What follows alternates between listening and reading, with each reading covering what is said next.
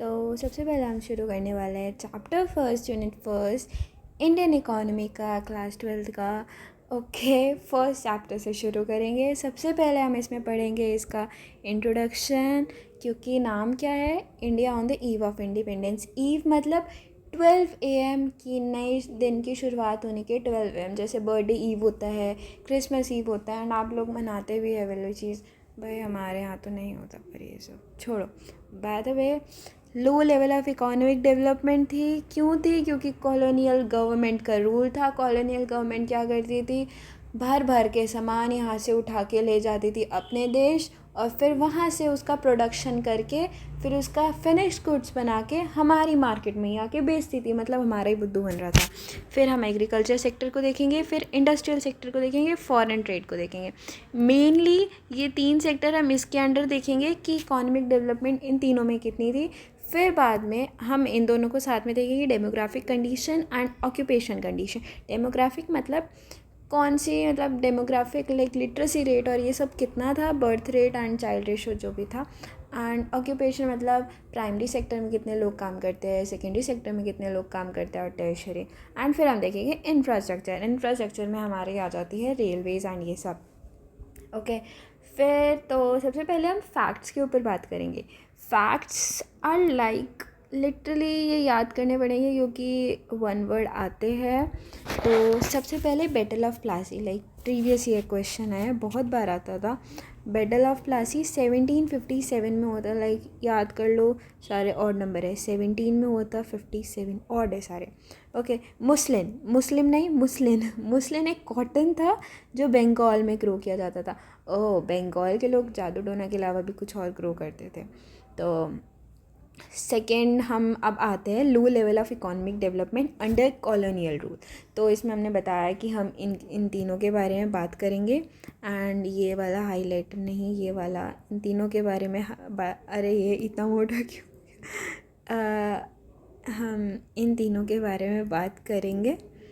फिर बाद में हम बताएंगे कि ना, लाइक मैं सबसे पहले आपको प्रेफर करूँगी कि जो ये वीके हो रही है और ये सप्लीमेंट्री बुक्स होती है ना, एक्स्ट्रा बुक्स होती है जो कुछ कुछ स्कूल्स लगवा के भी रखते हैं, तो उसे फॉलो ना करके इस सब्जेक्ट के लिए you stick to the NCERT, क्योंकि एनसीईआरटी में लिमिटेड इन्फॉर्मेशन है और लिमिटेड इनफ इन्फॉर्मेशन है जो आप उसमें लिख के आ सकते हो। तो इसमें सबसे पहले हमने बात करी है पर कैपिटा इनकम की। जो पर कैपिटा इनकम है ना हमारी इंडिया की, उस टाइम पे किसी ने एस्टिमेट नहीं करी थी। तो ये 5 लोग हैं, इन्होंने एस्टिमेट कर दी थी इनकम। पहला है दादा भाई नारोजी, दादाजी। फिर दूसरा है विलियम डिक्स भाई, ये फॉरनर कहाँ से आ गया, ये आ गया फाइंडले श्रीरास। ये फोर्थ है VKRV राव। फिफ्थ है डीसी देसाई ही है इनका नाम, लाइक बड़ा RC देसाई, वही मैं सोचूं, लाइक RC देसाई। मैं एक बहुत फ़नी चीज़ बताऊंगी कि हम सारे फ्रेंड्स से बैठ के सबके नाम याद रखे थे।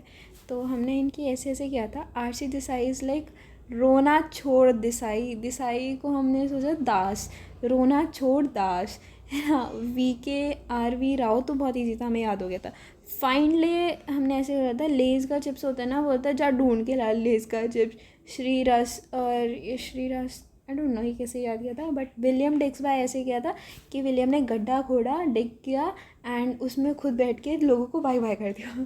फिर दादा भाई नारोजी, एक दादाजी थे, उनका जो पोता था नारोजी, उन्हें दादा भाई बोल के बुलाता था, ठीक है। अब हम पढ़ेंगे एग्रीकल्चर सेक्टर। एग्रीकल्चर सेक्टर में मेनली हम 4 चीज़ों के बारे में बात करेंगे। सबसे पहले इस लो लेवल ऑफ प्रोडक्टिविटी। ओहो, लो लेवल ऑफ प्रोडक्टिविटी बहुत लो थी, लाइक स्टैग्नेशन थी एग्रीकल्चर में। क्यों थी? क्योंकि इन्वेस्टमेंट कोई करना नहीं चाहता था, किसी ने इन्वेस्ट नहीं किया था। क्यों नहीं गया था? सबसे पहले रीज़न था हमारे लैंड सेटलमेंट सिस्टम। जो कॉलोनियल गवर्नमेंट ने ज़मींदारी सिस्टम और ऐसे रेवेन्यू सिस्टम से लगा दिए थे ना, तो देते कि इतना सारा टैक्स लेते थे। तो उस वजह से जो ज़मींदार थे, है ना, वो जो टिलर्स ऑफ द सॉइल्स थे, टिलर्स मतलब जो सॉइल पे उगाई करते थे, तो उनसे बहुत सारा टैक्स लेते थे और ज़मींदारी की रिस्पॉन्सिबिलिटी होती थी ज़मींदार की, वो टैक्स उठा के वो सीधा कॉलोनियल गवर्नमेंट को देना। तो उनके ऊपर एक प्रेशर सा होता था, तो वे जितना चाहे टैक्स निकालना चाहते थे, पैसा निकालना चाहते थे फार्मर्स से।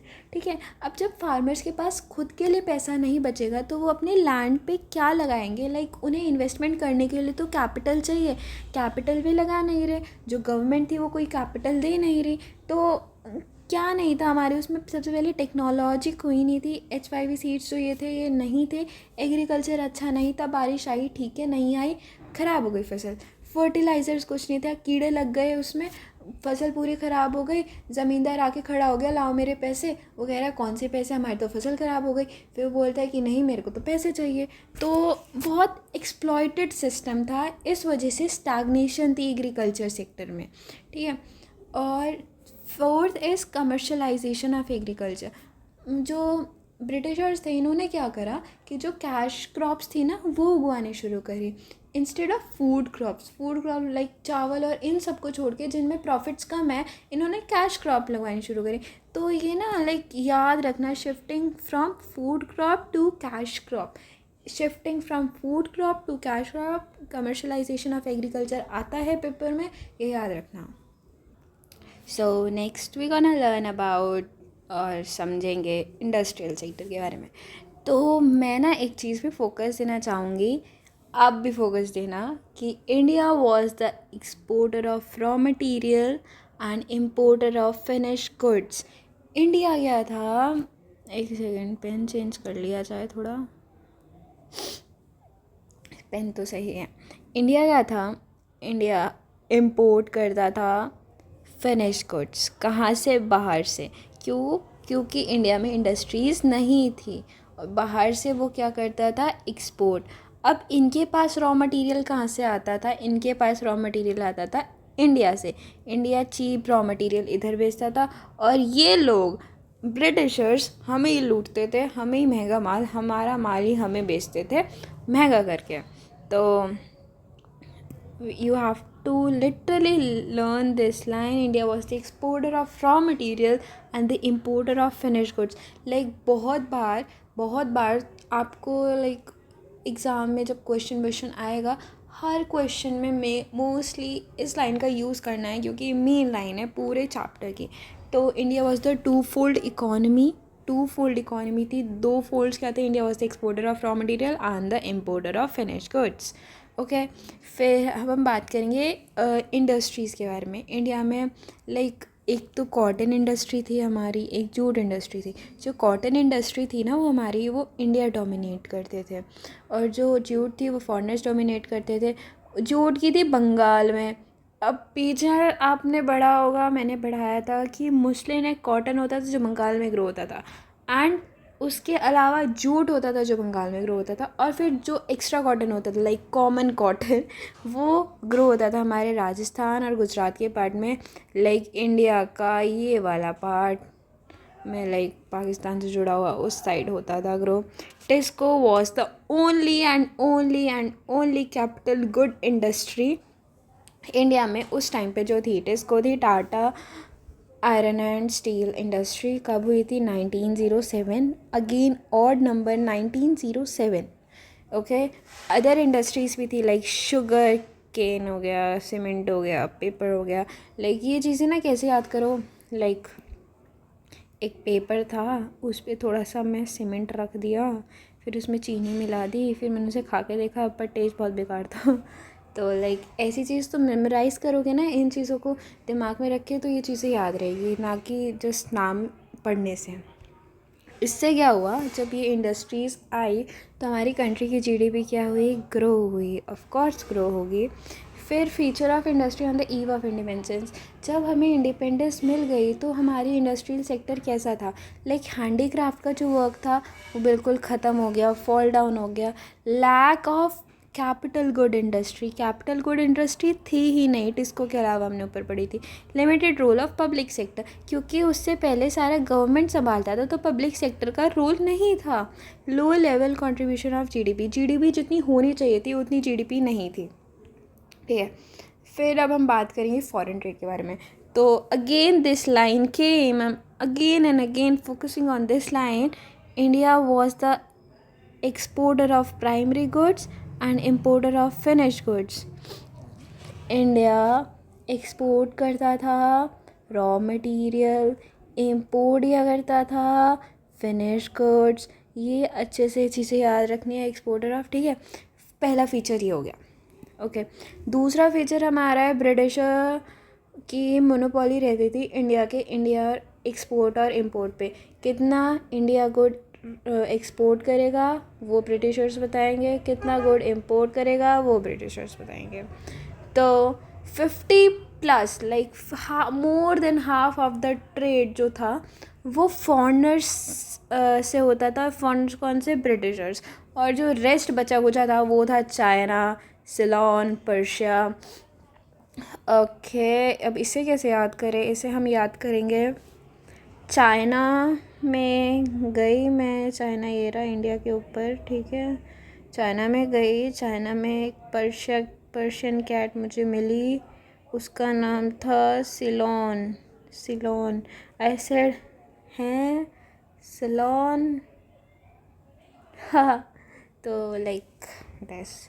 तो मेनली ब्रिटिशर्स ने क्या किया, हमारी जो पूरी इंडियन वेल्थ थी वो सारी ले गए, चुरा ली, सब कुछ अपने साथ ले गए, ठीक है. फिर हम बात करने वाले स्विस कैनाल. स्विस कैनाल का बहुत बड़ा इम्पोर्टेंस है हमारे लाइक ट्रेड में, क्योंकि एक ना गोना टेल यू कि यहाँ पे रेड सी था लाइक मेडिटेरियन के पास, ठीक है. यहाँ पे नीचे अफ्रीका था, यहाँ एशिया है. If you search in the map, ठीक है, स्विस कैनाल हमारा यहाँ पे बना हुआ है. ये हमारा है रेड सी, ठीक है. और ये ना जो स्विस कैनाल छोटी सी ओपनिंग हमने कर दी थी ताकि जो इंडिया था, इंडिया हमारा यहाँ पे था, इंडिया को ट्रेड करने के लिए हमें इतना घूम के ना जाना पड़े, बल्कि यहाँ से एक ओपनिंग कर दी थी, यहाँ से घुस के फिर यहाँ पहुँच जाता था. तो हमें कॉस्ट कम पड़ता था, जिस वजह से कॉस्ट ऑफ प्रोडक्शन कम रहती थी, मार्केट की एसेसिबिलिटी ज़्यादा हो जाती थी. जो गुड वहाँ पे 7 दिनों में पहुँच रहा था वो 3 दिनों में पहुँच रहा है. और ये किस चीज़ को कनेक्ट करता था? Mediterranean Sea to the Gulf of Swiss, ठीक है. एक आर्टिफिशियल वाटरवे होता है, आर्टिफिशियल मतलब मैन मेड. ओके, मैं बहुत कुछ ज़्यादा बेसिक्स बता दी, ठीक. वैसे ये प्यारा तो लग रहा था, सिलोन देखा हुआ. सो नेक्स्ट, तो बहुत छोटा सा पोर्शन रह गया.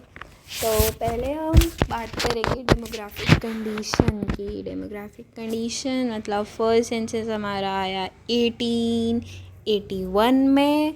लिटरेसी लेवल क्या था? मतलब 1921 के बाद की बात है ये वाली, ठीक है. लिटरेसी लेवल था हमारा 16%, फीमेल लिटरेसी लेवल था हमारा 7%, इन्फेंट मॉर्टेलिटी रेट हमारा था 218/1000. अब ये 33% है. लाइफ एक्सपेक्टेंसी उस टाइम पे 44 ईयर्स थी और अब है 69. तो आप तो समझता रही. एंड अब बात करते हैं हम ऑक्यूपेशनल स्ट्रक्चर की. ऑक्यूपेशनल स्ट्रक्चर क्या था? सबसे पहले बात करते हैं सेक्टोरियल वे में, फिर दूसरी बात करते हैं रीजनल वे में, जगह में, फिर बात करते हैं सेक्टर में. सेक्टर में लाइक एग्रीकल्चर में कितने % लोग थे? 70-75%. मैन्युफैक्चरिंग में कितने थे? 10%. सबसे कम मैन्युफैक्चरिंग में थे, क्योंकि सारा मैन्युफैक्चरिंग का वर्क तो ब्रिटिशर्स लेके बैठ गए थे ना. सर्विस क्या देते थे? 15-20% ये लोग. ओके, अब हम बात करते हैं मद्रास, बॉम्बे एंड बंगाल में. मद्रास, बॉम्बे एंड बंगाल में क्या हुआ कि यहाँ पे ना एग्रीकल्चर लेबर कम हो गए, क्योंकि यहाँ पे एग्रीकल्चर प्रोडक्शन कम हो गया एंड लोग मैन्युफैक्चरिंग और सर्विसेज में ज़्यादा घुस गए, ठीक है. इनका सेक्टर बढ़ गया. And Rajasthan, Orissa and Punjab. राजस्थान से R, उड़ीसा से O, पंजाब से P मतलब रोप, ठीक है. इसमें एग्रीकल्चर वर्कफोर्स हमारा बढ़ गया. अब हम बात करते हैं इंफ्रास्ट्रक्चर की. तो इसमें सबसे पहले हम बात करते हैं ब्रिटिशर्स ने पहले तो रोड्स बनवाए, फिर हमारा रेलवे बनवाया, है ना. तो द थिंग इज़ रोड्स बनवाए, क्यों बनवाए? ताकि मोबिलाइजेशन ऑफ आर्मी अच्छी हो, मतलब आर्मी इधर से उधर जल्दी जा पाए, टाइम पे जा पाए। रॉ मटेरियल्स को जो रेलवे स्टेशन तक ले जाने का काम होता था वो अच्छे से हो सके, क्योंकि उस टाइम पे ना वेदर्स रॉक थी। वेदर रॉक्स क्या होता है कि जो बहुत जैसे कच्ची सड़क, जैसे कोई आंधी बाढ़ आई, बारिश आई, उसमें पानी भर गया, टूट गई, ख़राब हो गई, तो फेमाइन वामाइन आने पे ख़राब हो जाती थी। तो अच्छी रोड्स बनाई ताकि रॉ मटेरियल आराम से रेलवे स्टेशन तक जा पाए और कोई डिले ना आए।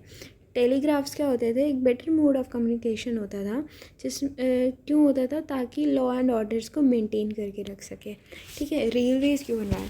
रेलवेज़ इस वजह से बनवाए ताकि लोग जो बहुत लंबा डिस्टेंस करते थे ना, उनका डिस्टेंस कम हो जाए। ठीक है। उनकी जोग्राफिकल एंड कल्चरल बैरियर्स हट जाए। अगर किसी को कोलकाता से दिल्ली आना हो तो उसका जो, अगर रेलवे ना हो तो कितनी मुश्किल ही आएगी, तो बैरियर्स आएंगे, है ना। जब ये बैरियर्स हट जाएंगे, किसके थ्रू हटेंगे? रेलवेज़ के थ्रू हट जाएंगे, तो लोगों को क्या होगी? आसानी आने में।